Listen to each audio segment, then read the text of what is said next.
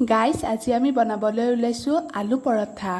যদি আপোনালোকক ৰেচিপিটো প্ৰয়োজন হয় তেন্তে ভিডিঅ'টো শেষলৈকে চাব। আলু পৰঠাৰ বাবে আমি 4টা আলু বইল কৰি লৈছোঁ আৰু ইয়াতে ধনিয়া, কেঁচা জলকীয়া, জিৰা আৰু কালজিৰা ভাজি লৈছোঁ আৰু ইয়াতে মই আটাখিনি আগতে মাৰি অলপ সময় থৈ দিছোঁ।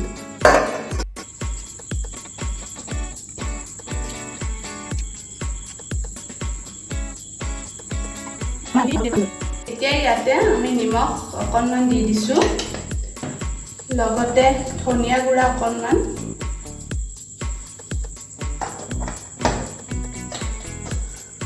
আৰু এই ধনিয়া, জিৰা, জলকীয়া গোটেইখিনি ইয়াতে দি দিলোঁ।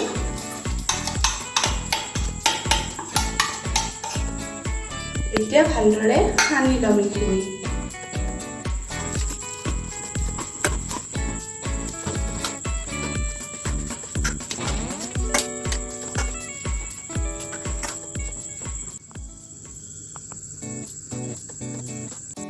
এতিয়া আমি আটাখিনি ধুনীয়াকৈ বেলি ল'ম।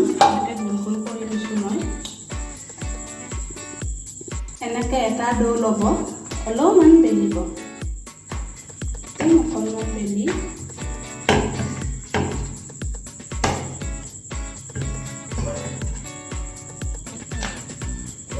ঠিক এনেকুৱাকৈ অকণমান বেলি থ'ব আৰু এটা ডো ল'ব, অকণমান বেলিব। বেলি উঠি এতিয়া ইয়াতে আমি এই সানি থোৱা আলুখিনি ইয়াতে দি দিম। আলু যিমান পৰিমাণৰ দিব সিমান সোৱাদ হ'ব আলু পৰঠাখিনি।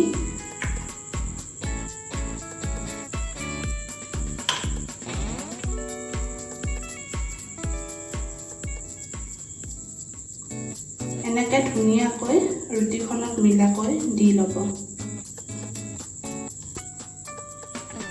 এতিয়া আনখন ৰুটি বেলি থৈছিলোঁ যে, এতিয়া এনেকৈ দি ভালদৰে মিলাই ল'ম।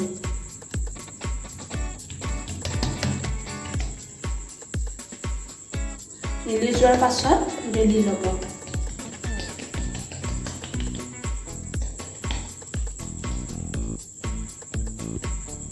এতিয়া এনেকৈ লাহে লাহে বেলিব, লাহে লাহে এনেকৈ বেলি থাকিব, নহ'লে মানে জোৰে বেলিলে আলুখিনি আছে। এতিয়া এনেকৈ লাহে লাহে বেলিব।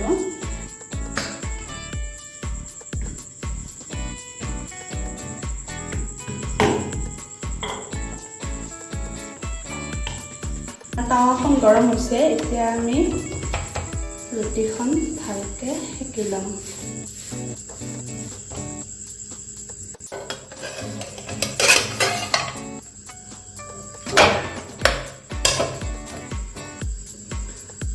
আমাৰ পৰঠাখন ভালকৈ সেকা হৈ গৈছে। এতিয়া আমি ঘি দি দিছোঁ ইয়াতে,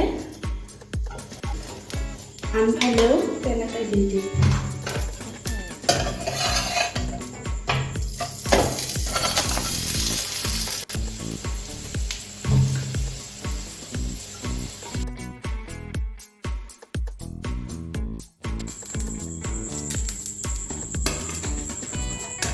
আমাৰ আলু পৰঠা ৰেডি হৈ গ'ল। আহক ৰাইজ, আজি আমি টেষ্ট কৰি চাওঁ কেনেকুৱা হৈছে। ইমান ধুনীয়াকৈ বনাইছে, মোৰ দেখি একদম লোভ লাগি গৈছে দেই। চাওকচোন, গৰম আছে।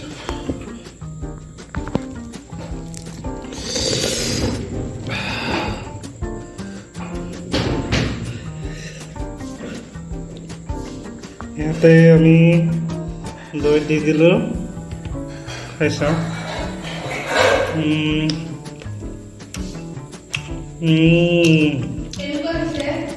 Tasty, wow. অলপ ওচৰত দি খাই চাওঁ।